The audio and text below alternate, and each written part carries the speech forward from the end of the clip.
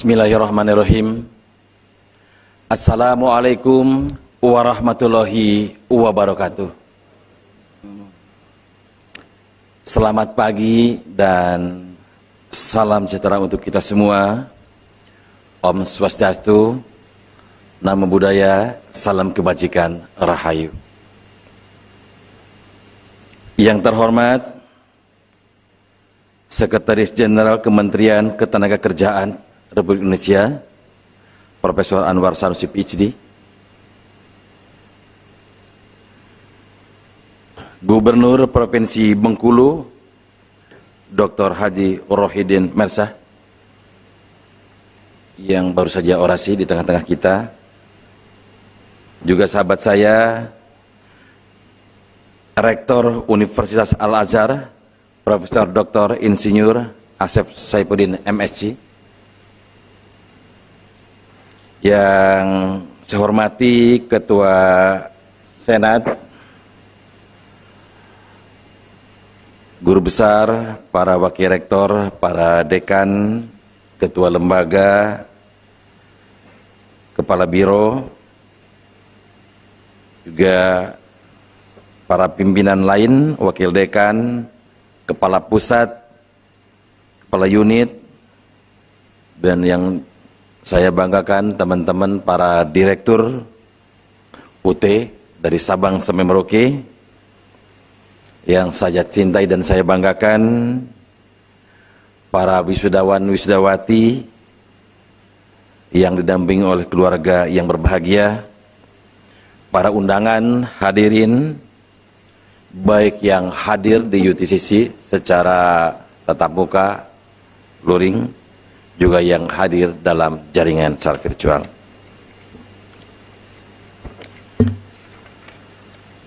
Pertama-tama marilah kita panjatkan puji serta syukur kehadirat Allah Subhanahu wa taala, Tuhan Yang Maha Kuasa, atas limpahan rahmat dan karunia-Nya kita dapat menghadiri upacara wisuda UT periode pertama tahun akademik 2021-2022.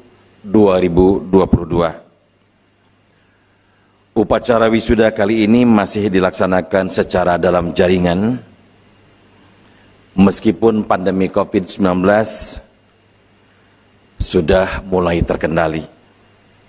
Kita semua tetap berikhtiar serta tetap perlu hati-hati dan bersikap waspada.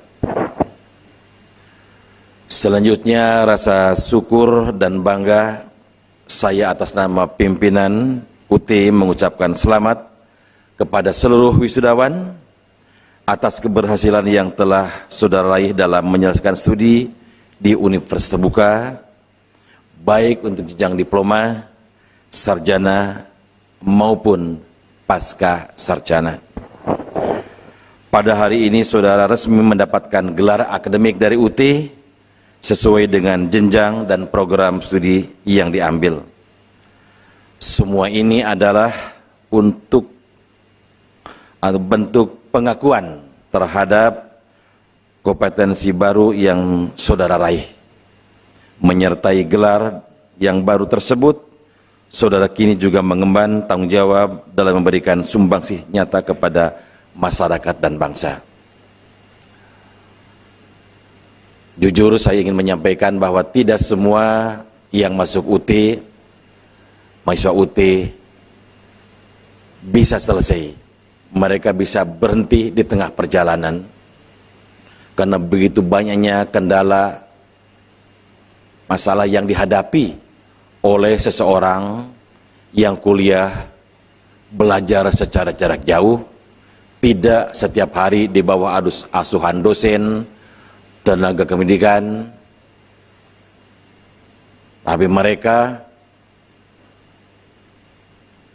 hidup, mereka belajar di tengah-tengah keluarga, mereka terikat oleh komitmen-komitmen sosial yang harus mereka tunaikan, mereka punya pasangan, suami, istri, punya anak-anak, dan pada saat yang bersamaan juga mereka harus bekerja. Sangat sulit bagi mereka yang tidak bisa mengatur atau mengelola waktunya dengan baik, kuliah secara jarak jauh di Universitas Terbuka. Jadi kelulusan Anda adalah merupakan bukti bahwa Anda memang orang-orang yang hebat, orang-orang terpilih yang telah sukses belajar secara jarak jauh. Kita tepuk tangan untuk para wisudawan.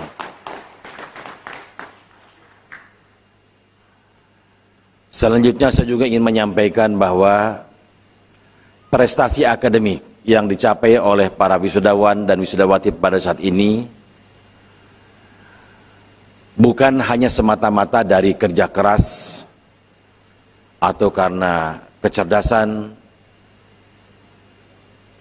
yang dimiliki oleh para wisudawan dan wisudawati, tetapi dalam prosesnya ada ikhtiar, ada pengorbanan, baik waktu, tenaga, pikiran dari kedua orang tua yang kita cintai, dari pasangan hidup kita, dukungan dari suami, dari istri, serta dari anak-anak mutiara kita.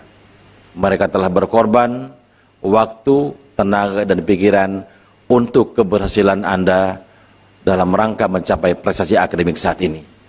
Kita doakan mudah-mudahan pengorbanan yang telah dilakukan oleh kedua orang tua kita, mertua kita, pasangan hidup kita, dan anak-anak kita dicatat sebagai amal kebaikan oleh Allah Subhanahu wa Ta'ala, Tuhan yang Maha Kuasa. Bapak dan Ibu sekalian yang saya hormati dan saya banggakan, saya percaya bahwa dalam menjalankan studi dalam situasi pandemi COVID-19 bukanlah hal yang mudah.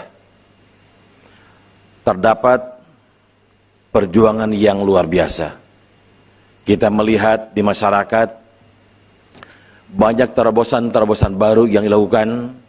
Bagaimana caranya di tengah-tengah pandemi COVID-19 supaya proses pembelajaran tetap bisa berlangsung.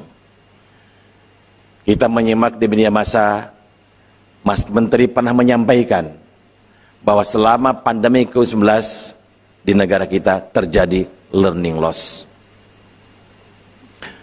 Learning loss bisa terjadi bukan hanya di perguruan tinggi, tetapi juga di jenjang-jenjang pendidikan sebelumnya, di SLTA, SLTP, SD, dan TK. Dan learning loss bisa kita pahami kenapa itu terjadi. Karena yang kita lakukan selama masa pandemi tidak dilakukan persiapan yang baik. Semuanya kita lakukan atau diselenggarakan secara emergency, dalam keadaan darurat. Bagaimana caranya supaya setiap stakeholder yang terlibat dalam penyelenggaraan pendidikan bisa menyelamatkan anak-anak generasi penerus kita. Karena dilaksanakan secara darurat, maka penyelenggaraan pendidikan jarak jauh yang dilaksanakan sejak Maret 2020 sampai dengan saat ini bisa dikatakan tidak mengikuti kaidah-kaidah atau norma atau standar mutu pendidikan jarak jauh, baik dalam pengembangan bahan ajarnya maupun yang terkait dengan kompetensi online pedagogi yang harus dimiliki oleh para pendidik.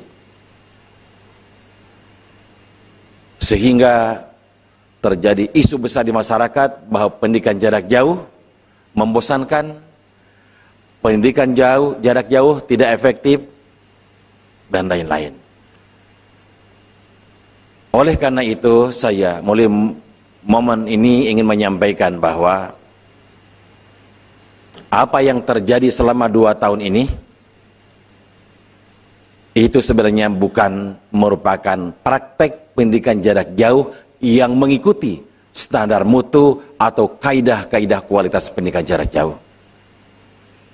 Untuk itu maka ke depan ini harus jadi pelajaran bagaimana caranya supaya kita bisa menyelenggarakan pendidikan jarak jauh yang mengikuti kaidah-kaidah mutu pendidikan jarak jauh. Hadirin yang saya muliakan,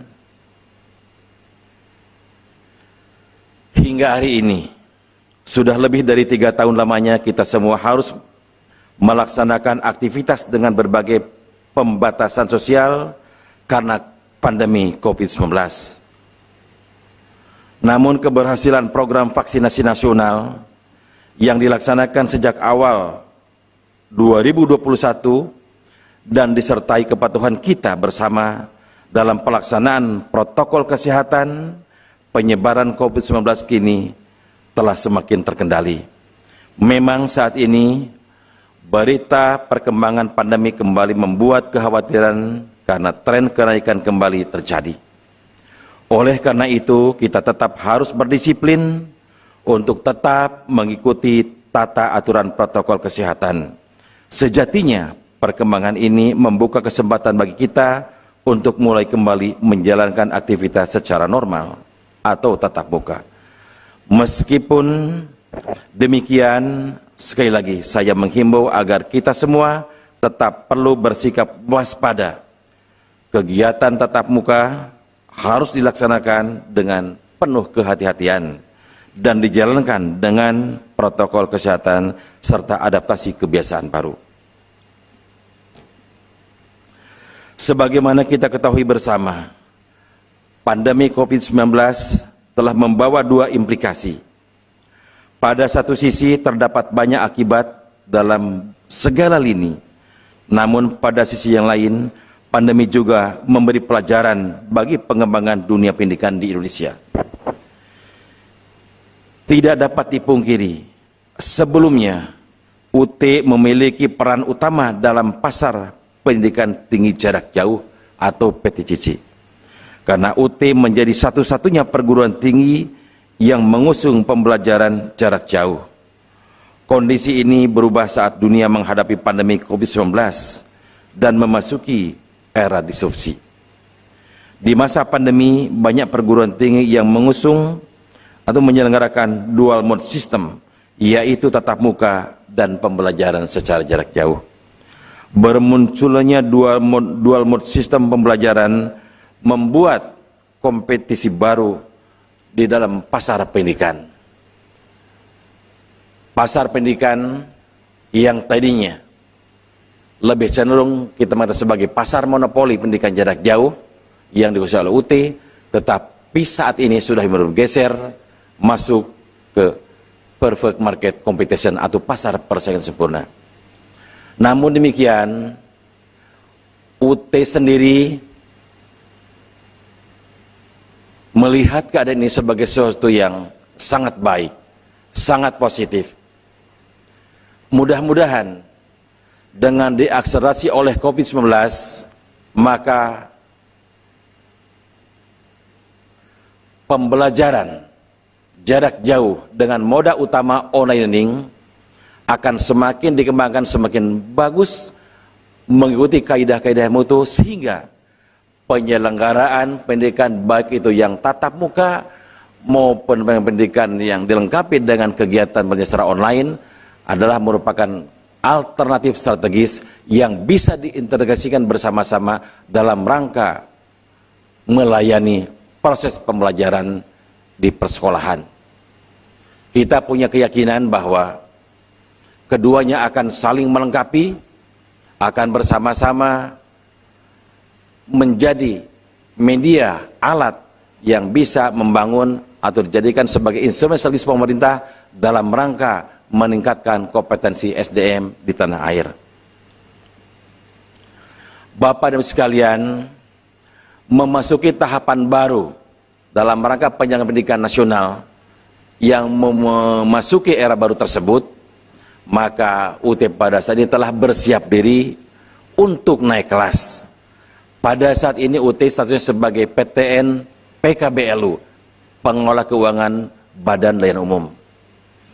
Dan insya Allah dalam waktu yang dekat kita akan mendapatkan kesempatan naik kelas menjadi perguruan tinggi Badan Hukum atau PTNBH.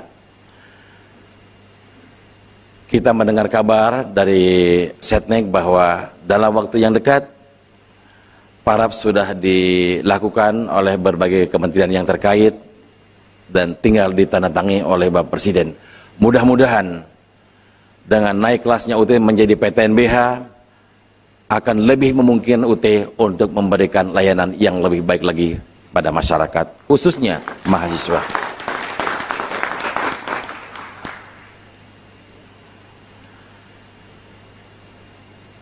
Kita tahu bahwa perguruan tinggi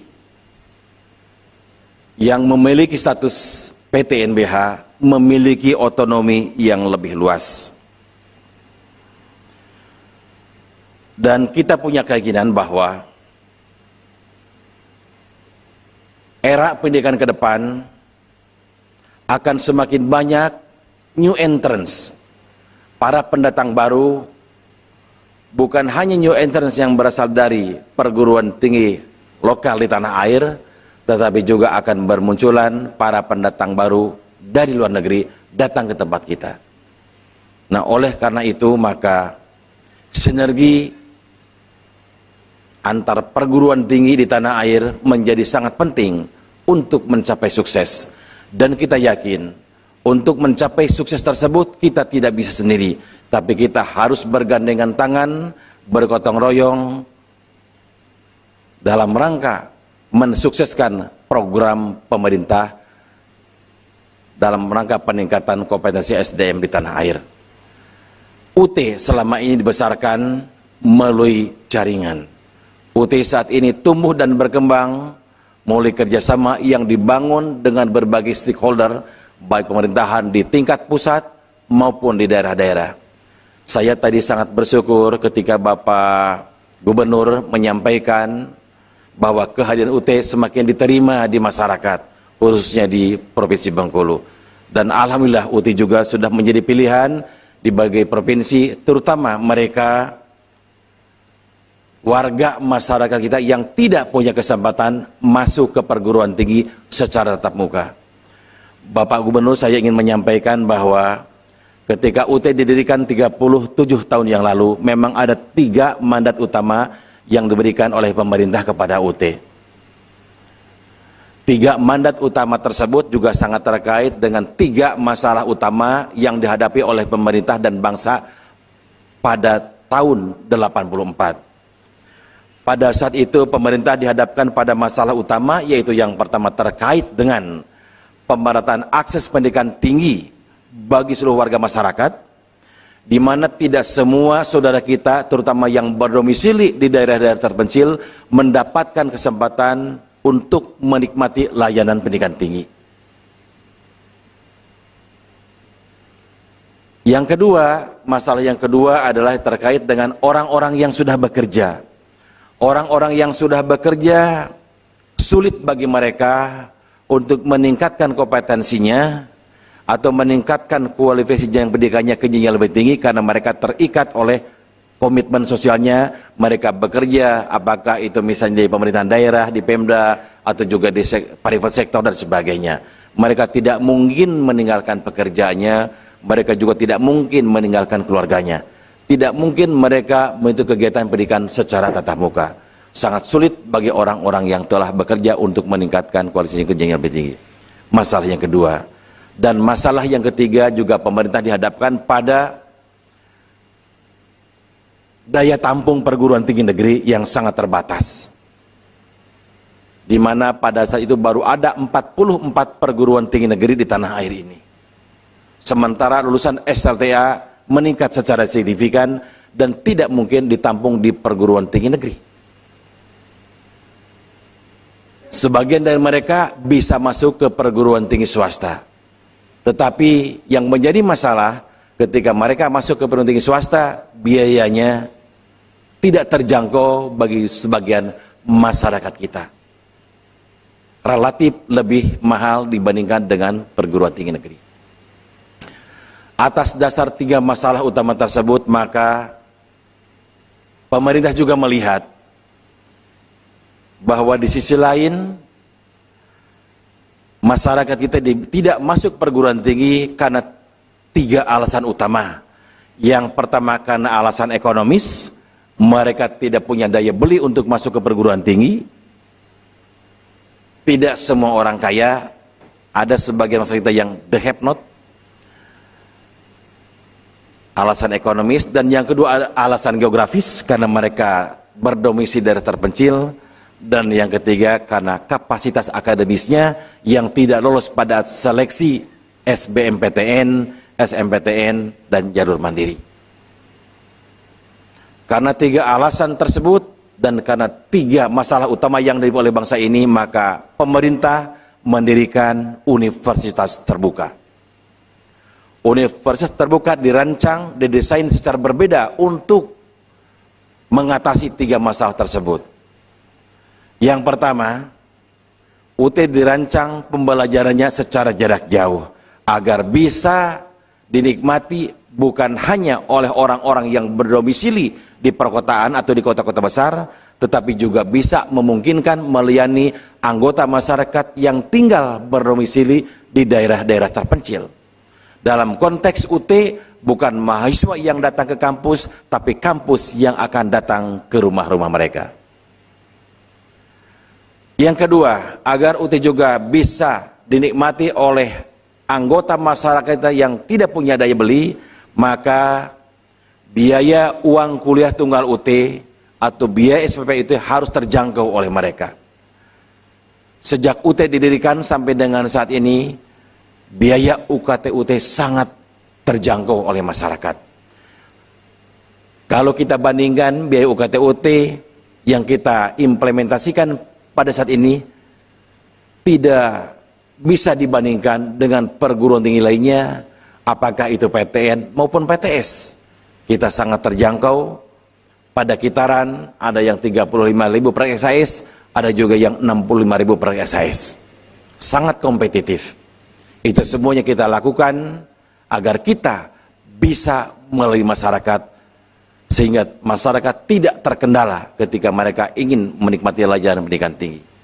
Dan yang berikutnya, yang ketiga, maka UT tidak dibatasi daya tampungnya.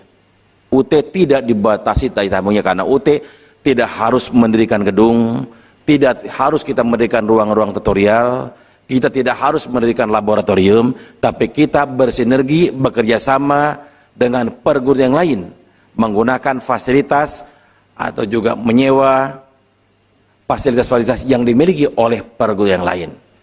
Itu yang kita lakukan, sehingga dengan cara demikian maka insya Allah UKT yang kita terapkan bisa sangat terjangkau oleh seluruh masyarakat.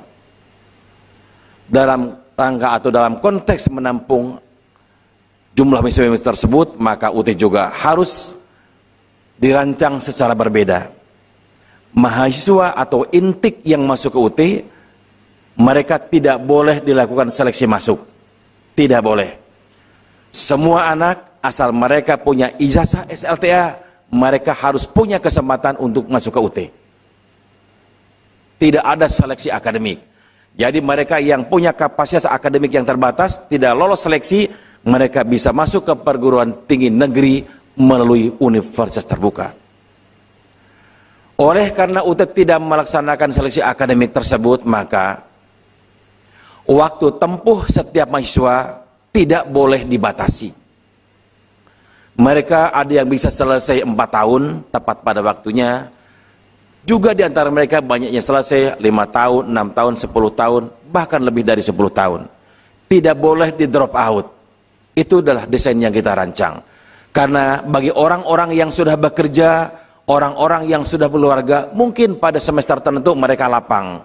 Mereka juga ada anggaran untuk membayar SPP. Tapi di semester selanjutnya mungkin aja mereka sibuk dengan pekerjaan, atau juga karena alasan lainnya mereka harus melalui cuti akademik dan tidak boleh dikenakan biaya selama cuti akademik tersebut. Jadi mereka bisa menyelesaikan studi sesuai dengan kapasitasnya masing-masing. Inilah sebenarnya refleksi dari atau representasi dari kampus Merdeka. Merdeka Belajar. Mereka bisa belajar kuliah di UT sesuai dengan kapasitasnya. Itu yang kita lakukan. UT juga karena beroperasi di negara yang sedang berkembang, Indonesia, maka kita tidak mungkin juga melayani masyarakat melalui satu layanan. Kita tidak mungkin hanya melayani mahasiswa kita melalui online learning atau pembelajaran dalam jaringan, karena ada mahasiswa kita yang tinggal di daerah-daerah terpencil, ketiadaan akses point dan sebagainya, atau ketiadaan device untuk akses ke jaringan dan sebagainya. UT harus memungkinkan bisa melayani mereka yang tinggal di perbatasan. Maka UT mendesain berbagai media pembelajaran yang memungkinkan setiap mahasiswa yang heterogen tersebut dapat kuliah, menikmati pendidikan tinggi di universitas terbuka. Itulah yang kita lakukan selama 38 tahun. Tepuk tangan untuk UT. Dalam kesempatan ini juga saya ingin meyakinkan kepada Bapak sekalian, forum hadirin yang berbahagia. Di awal pendirian UT, kita banyak kendala masalah yang kita hadapi terkait dengan proses pembelajaran mahasiswa. Karena memang tingkatan teknologi yang dicapai pada saat itu masih sangat terbatas. Sehingga kualitas layanan yang kita berikan juga sangat terbatas. Tapi seiring dengan kemajuan yang dicapai dalam bidang teknologi informasi dan komunikasi, maka sekarang kualitas proses pelajaran yang kita lakukan semakin bagus, semakin hebat, sehingga memungkinkan setiap mahasiswa jarak jauh UT bisa melakukan proses pembelajaran secara 24 jam atau 7/24 hours. Student engagement, keterlibatan mahasiswa dalam pembelajaran bisa dibangun kapan saja. Mereka bisa berinteraksi dengan tutornya, dengan dosennya 24 jam. Dengan demikian, kalau di tatap muka, interaksi akademik hanya berlangsung pada jam-jam tertentu, di ruangan tertentu, maka di UT, dengan kemajuan teknologi yang kita terapkan dalam proses pembelajaran, student engagement kita bisa lakukan setiap saat. Alhamdulillah, kualitas alumni itu sekarang semakin bagus, semakin baik.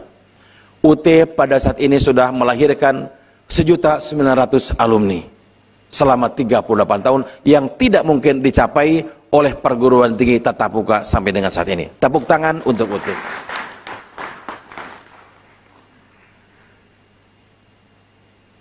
Ada fakta yang disampaikan oleh BAKN dalam pemberitaan media massa Pak Gubernur.